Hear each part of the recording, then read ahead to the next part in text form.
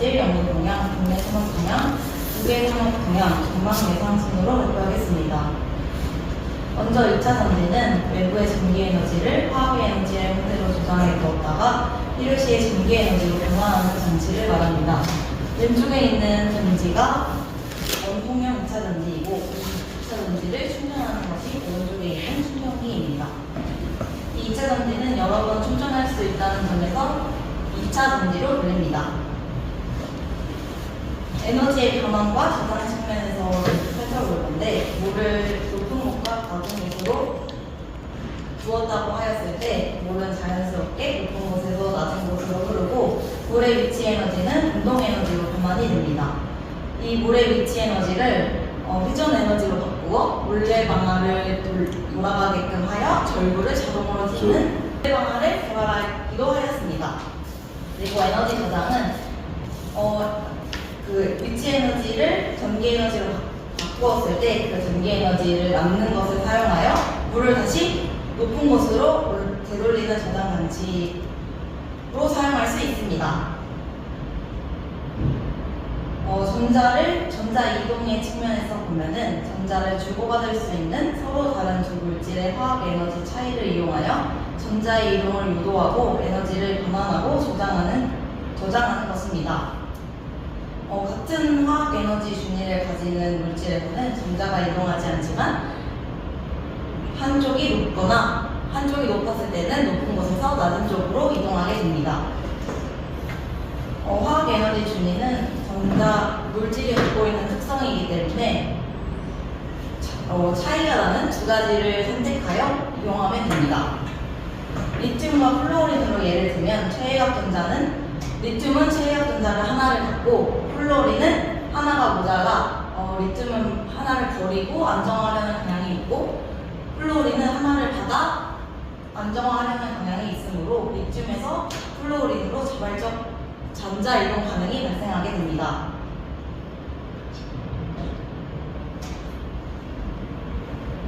전지의 작동 원리입니다. 전지는 음극, 양극, 전해질, 분리막으로 구성되고 리튬에서는 리튬이 산화되어 리튬 양이온과 전자로 산화되게 되는데, 이때 전자는 외부 도선을 따라 이동하고 리튬 양이온은 전해질을 통과하여 이동하게 됩니다. 이때 리튬에서 방출되는 전자의 수는 리튬에서 방출되는 리튬 양이온의 수와 같아야 하고, 전자의 이동 속도에 비해 양이온의 이동 속도가 느리기 때문에 전자의 이동 속도를 양이온의 이동 속도가 결정하게 됩니다. 이때 기전력을 가해, 즉 리튬에서 모든 반응이 일어나서 리튬 양이온은 플루오린으로 전해질을 통해 이동하고 전자는 외부 도선을 통해 플루오린 쪽으로 이동했다고 했을 때 기전력을 가해 다시 원래 상태로 되돌려주는 충전 과정을 일으킬 수 있습니다.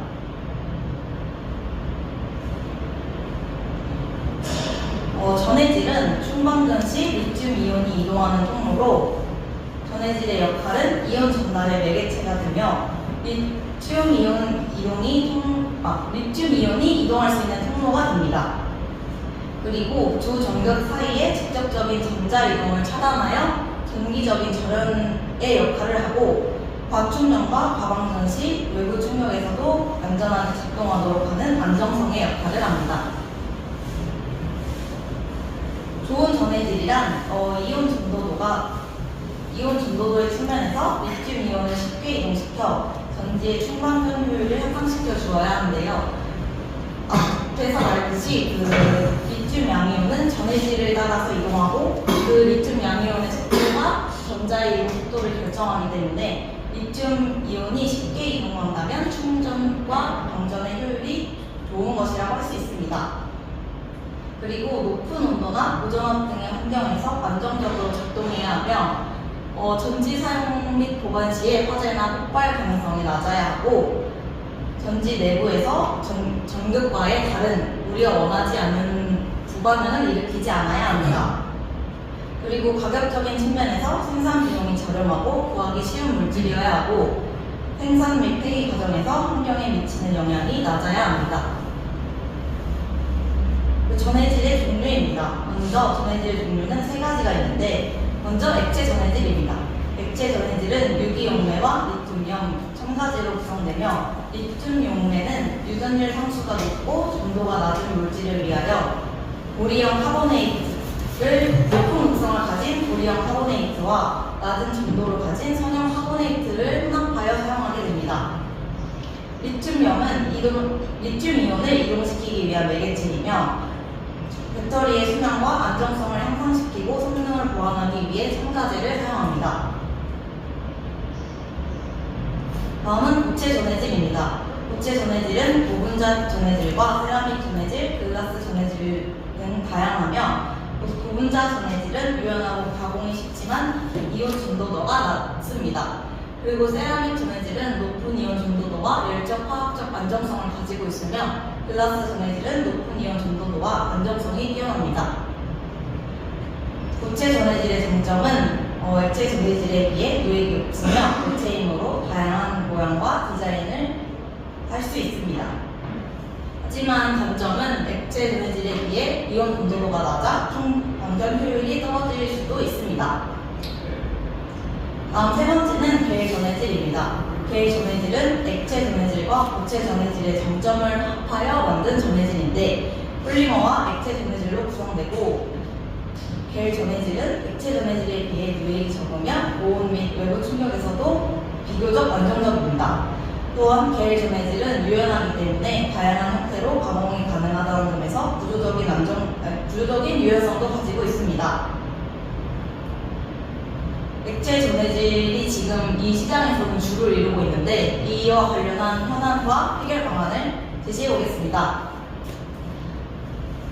유기용매의 폭발 위험성을 가지고 있고, 이는 고체 전해질 비가연성이고 고온에서 안정적인 고체 전해질을 사용하여 해결할 수 있으며, 액체 전해질은 이온 전도도는 높지만 저온에서는 이온 전도도가 저하될 수 있기 때문에 적절한 첨가제를 사용하거나 고체 전해질의 나노 고조화를 이용하여 이온 전도도를 향상시킬 수 있습니다.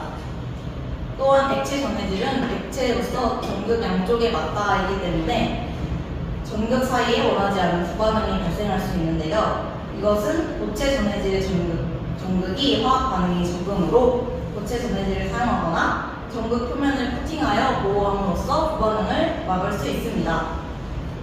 또한 액체 전해질은 누액 가능성이 가지고 있지만 고체 전해질의 경우 누액이 없으며, 계열 전해질의 경우 점도가 높아 누액 가능성이 액체 전해질에 비해 적습니다.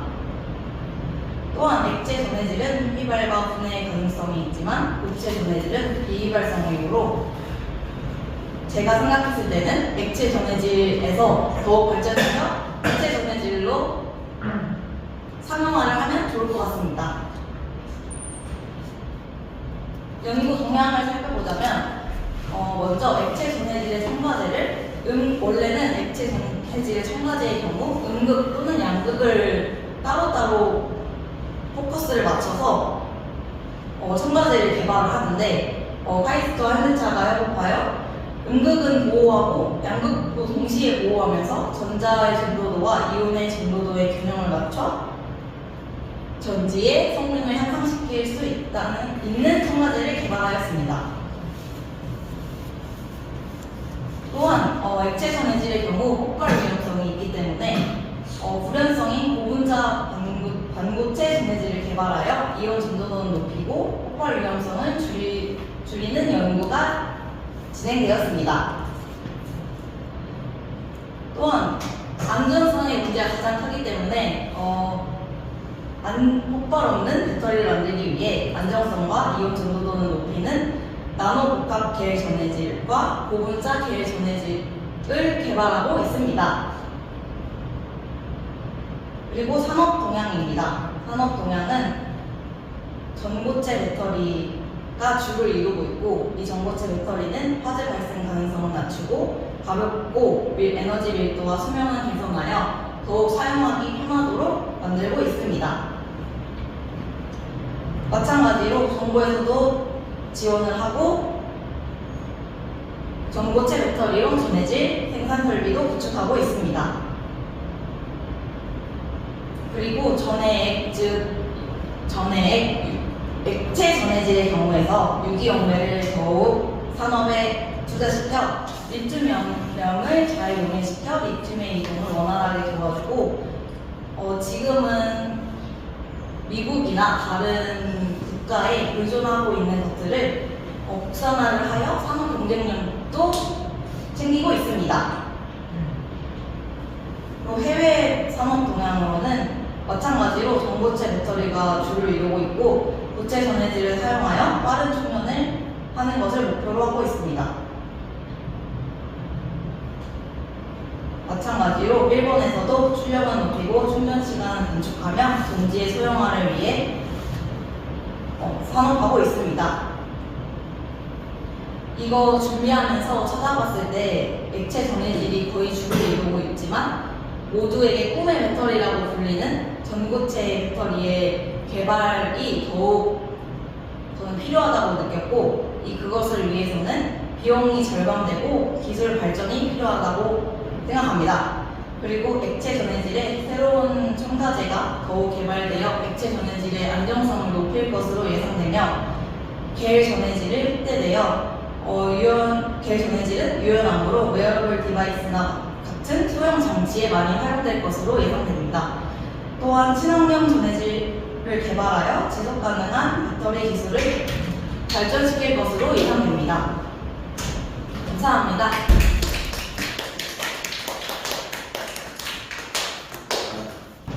겔 전해질의 단점은 궁금한.